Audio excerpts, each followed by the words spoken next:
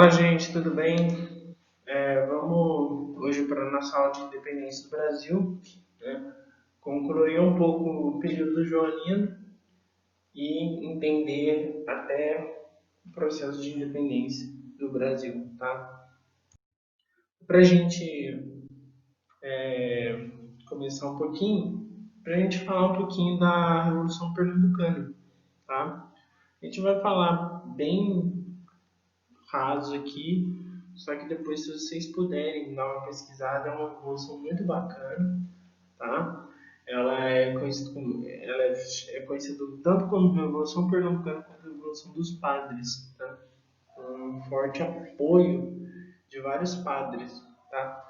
Lembrando, gente, que a Igreja Católica na história, né, principalmente na história do Brasil, ela tem as suas características, porque você vai ter um alto clero, né, que a gente vai falar, um alto clero, são grandes bispos que são aliados à coroa, tá? Depois, até mesmo depois do fim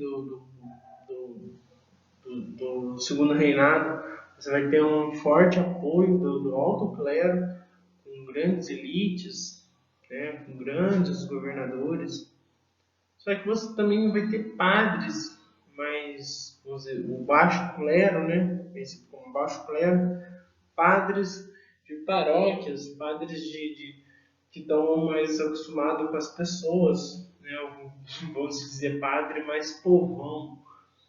E esses padres geralmente eles entram mais em conflitos, e eles entram em vários conflitos ao lado do povo contra vários momentos de opressão. Você vai ter padres que, que vão, né, participar de revoluções, né? Você vai ter uma forte influência de padres no processo de luta contra a ditadura militar que teve no Brasil, né? Vocês vão aprender mais para frente. Então, né, sempre distinguir, né, essa questão da igreja no período, na história, né? Então você vai ter padres de baixo clero que vão se envolver em revoluções populares e padres do alto clero que várias vezes vão se alinhar a grandes elites.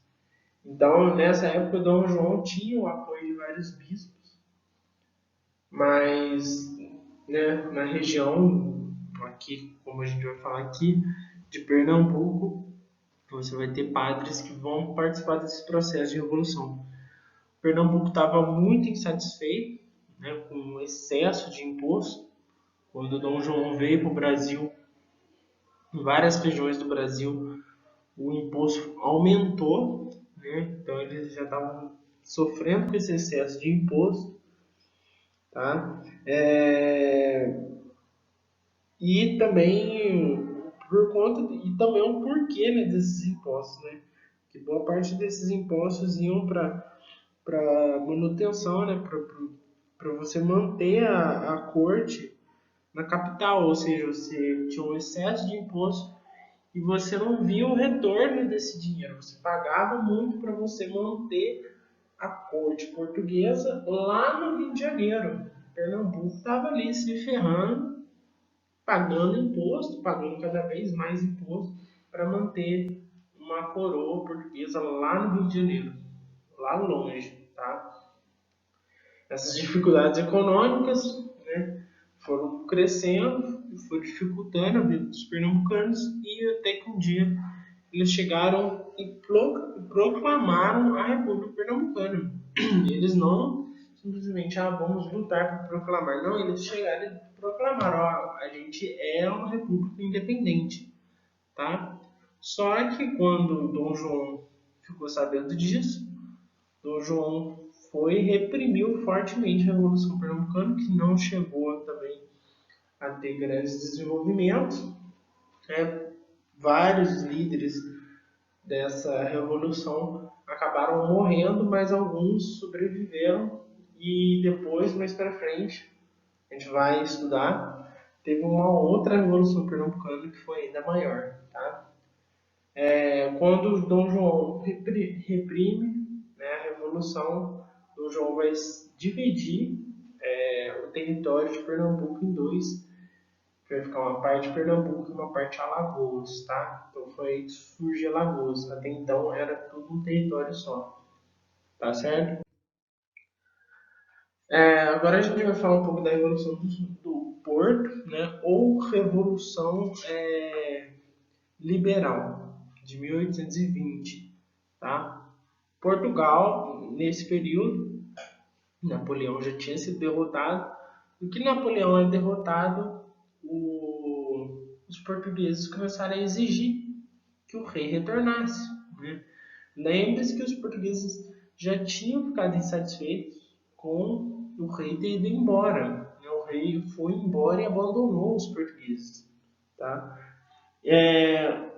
Depois que Napoleão é derrotado, os portugueses começam a exigir, né, que Dom João volte para Portugal. Essa revolução ela tem ideias mais liberais, né, tanto que outro nome para a revolução é a Revolução Liberal. E a ideia dessa revolução é que o quê? Que Dom João voltasse para Portugal, e porém seria agora uma monarquia parlamentarista, tá? Ou seja, o parlamento português, o parlamento, né, decidiria as coisas agora, tá? O rei, eles ainda teriam um rei, mas quem ia dar a voz final, né, o ponto final nas histórias, seria o parlamento. O que é até hoje, um exemplo até hoje na Inglaterra. Na Inglaterra você tem a rainha, mas quem dá a palavra final é o parlamento, tá? Então, o rei ia perder muita força com isso, porém, mesmo assim, Portugal exigiu que o rei voltasse, tá? E Portugal colocou o rei na parede, falou: ou você volta, ou você não vai ser mais rei de Portugal. Então, Dom João vai voltar para Portugal, e vai deixar, esse Dom João também não queria perder, né, o Brasil. Então, Dom João vai voltar para Portugal e vai colocar Dom Pedro como regente, tá? Como príncipe regente, ou seja, Dom João vai governar em Portugal e vai ter o seu filho como príncipe regente governando o Brasil, tá? No período da regência de Dom Pedro, vai surgir dois partidos, o Partido Português e o Partido Brasileiro, tá? O Partido Português, ele queria um processo de recolonização do Brasil, ou seja, o Brasil tornasse ser uma colônia, tá? E o Partido Brasileiro ele lutava para que o Brasil se tornasse independente. Então, Dom João já se viu ali na, encurralado também, se viu preso na parede também, entre dois processos, tá?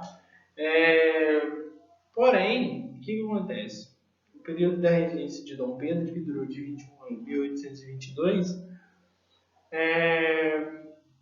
Dom Pedro também vai começar a se. As pessoas vão começar a exigir que Dom Pedro também volte a Portugal.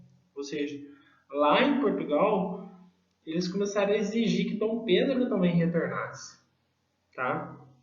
Só que o que acontece? É, o Dom Pedro sabia que se ele voltasse para Portugal, primeiro, ele ia perder poder. Ele viu o pai dele, né, o Dom João VI, ele viu o Dom João VI perder poder voltando para Portugal. Ele não queria uma situação daquela. Ele tinha mais poder aqui no Brasil do que ele voltasse para Portugal. Não seria interessante ele voltar para Portugal nesse momento. E ele sabia que se ele voltasse para Portugal, o Brasil ia se tornar independente, tá? Tanto que um cara muito, muito importante nesse período, ele era um conselheiro de Dom Pedro, conhecido como José Bonifácio, José Bonifácio vai chegar e vai falar: olha, Dom Pedro, de qualquer forma vai acontecer a independência do Brasil. Se você for embora, os brasileiros vão proclamar a independência, tá?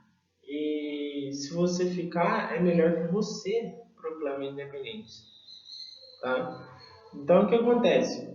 Dom Pedro, em um dia, ele vai chegar e vai falar para a população: se é para o bem de toda a nação, diga ao povo que eu fico. Esse dia vai ficar conhecido como Dia do Fico, né? Dom Pedro vai dizer que ele vai ficar no Brasil mesmo, que ele não vai retornar a Portugal. Portugal vai ameaçar Dom Pedro, vai falar assim: Dom Pedro, é melhor você voltar, senão você vai comprar uma briga danada. Mas Dom Pedro falou: não, eu vou ficar aqui no Brasil. Então, o que vai acontecer? Dom Pedro decidiu ficar no Brasil, só que ele sabia que ele teria que proclamar a independência. Ele deveria se tornar independente de Portugal, tá? Porque senão Portugal ia ficar no pé de Dom Pedro, tá?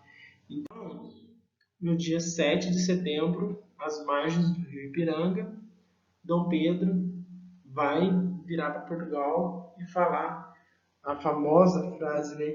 Independência ou morte. Ou seja, ou o Brasil se tornava um país independente ou haveria um conflito entre Brasil e Portugal, tá? Claro que isso, né, é uma grande pintura que se faz, né, dessa ideia do Brasil independente, só que teve vários outros motivos também, né? O Brasil, ele vai meio que comprar essa independência, né? Ele vai doar uma boa quantia de dinheiro a Portugal por conta, né, para que ocorra essa independência. E só que o Brasil ele depois vai sofrer uma série de consequências disso, porque o Brasil, em toda a América Latina, na verdade em toda a América, o Brasil é o único país que vai se tornar independente pelas mãos de um monarca. Então, é alguém da família real que está proclamando a independência.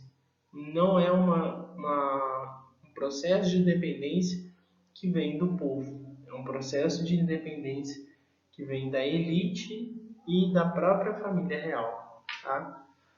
Gente, na próxima aula a gente já começa com o Império Brasileiro, com o primeiro reinado de Dom Pedro. Tá? Mas daí na próxima aula. Gente, qualquer dúvida é só me mandar uma mensagem. E é isso. Tamo junto.